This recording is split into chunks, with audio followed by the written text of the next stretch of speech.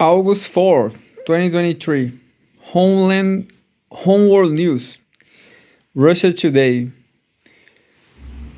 What is China's most important strategic weapon in the global fight for resources and energy? The Belt and Road Initiative is proclaimed to be an act of solidarity with developing nations. It is, but it is also so much more. By Timur Fomenko, a political analyst. An employee of China-Kazakhstan logistic base climbs a shipping train in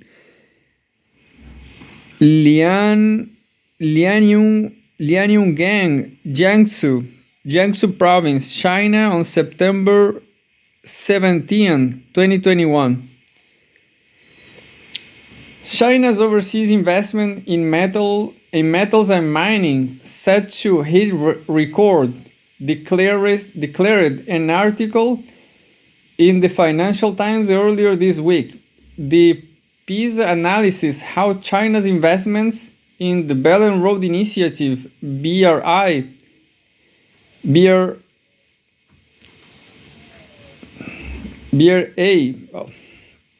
a massive global infrastructure program have become more strategic.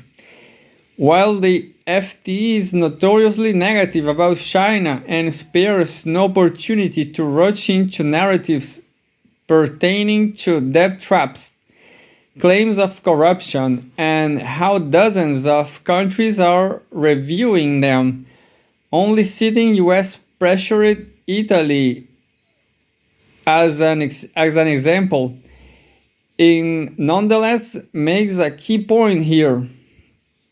The BRI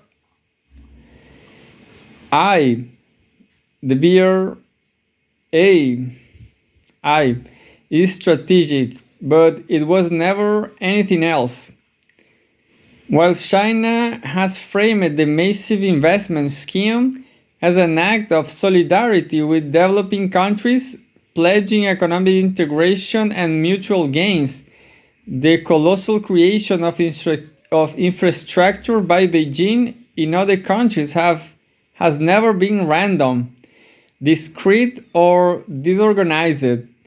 The goodwill gained of course matters, but there was always a plan, and that plan was not only to keep China's export rolling, but to also secure energy and resources in an international environment that is increasingly uncertain, and in anticipation of what the US was about to do.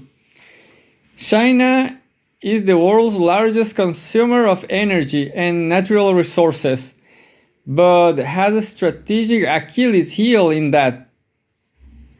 Beyond critical rare earth elements, it doesn't have as many resources as it needs.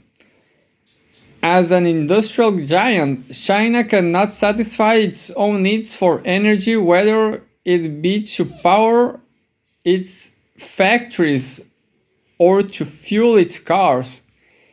This has resulted in Beijing forming increasingly lucrative and close partnerships with the nations of the Middle East, which have tilted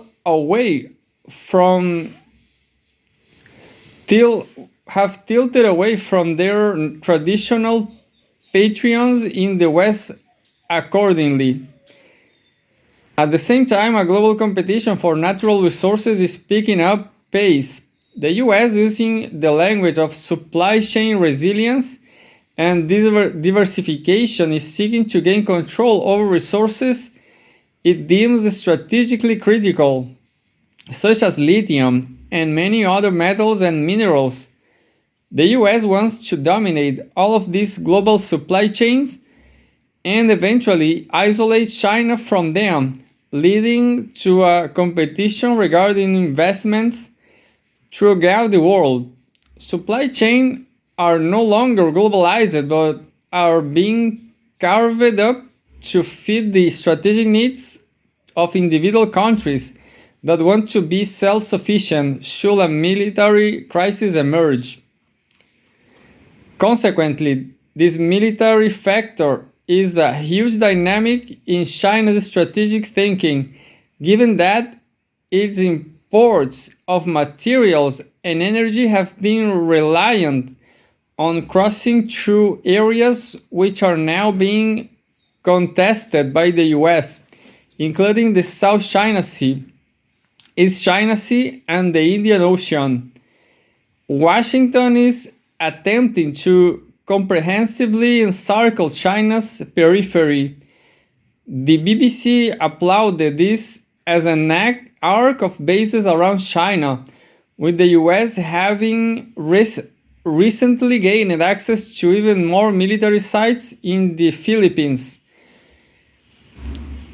It then received a military access deal with Papua New Guinea, while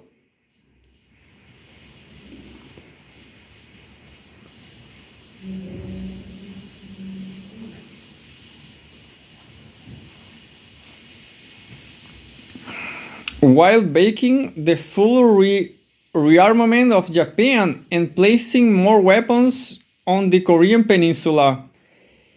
In the event of any conflict, the US should like to seek military dominance over China's surroundings, as unfeasible as that is, and attempt to embargo its foreign trade and energy imports.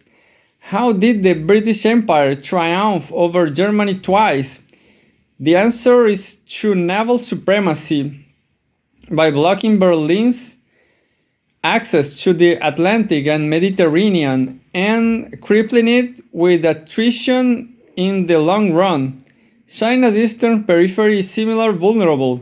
This is why China is using the Belt and Road Initiative to connect Eurasia by land in ways which allow it to bypass these contested areas and create new routes for energy and material. This, in turn, is why China's most critical strategic partner in the entire Belt and Road project is Pakistan, a country that not only connects to China by land but extends southwards to the sea, bypassing the whole Indian subcontinent and offering a free route to the Middle East. Pakistan is also a formidable military power with nuclear capabilities, discouraging any potential attack by the US and its allies in any potential conflict with China. Through Guwahati Port, China intends for Pakistan to be its primary maritime gateway concerning the Middle East and Africa, marking a safe passage for oil and natural gas. This is also why China's partnerships with Russia and states in Central Asia matter. Beijing has invested overwhelmingly in creating transcontinental railway freight routes and hosted its first ever Central Asian Leaders Summit this year. It's also one reason why, despite the upheaval in Afghanistan, China seeks to have a close relationship with the Taliban and procure access to that country's natural resources. In conclusion, the Belt and Road Initiative is a master chess game by China because it embodies diplomatic, trade, and strategic priorities. Look, for example, at how the new China-Laos railway has established an additional commercial route into the country for the landlocked Laos, which will soon be connected all the way down to Thailand and its ports. China is actively diversifying its logistical routes while keeping other countries on board. It's about breaking out US attempts to dominate China by militarizing the area around it, cutting off access to goods and preventing a return to the gunboat diplomacy of the 19th century.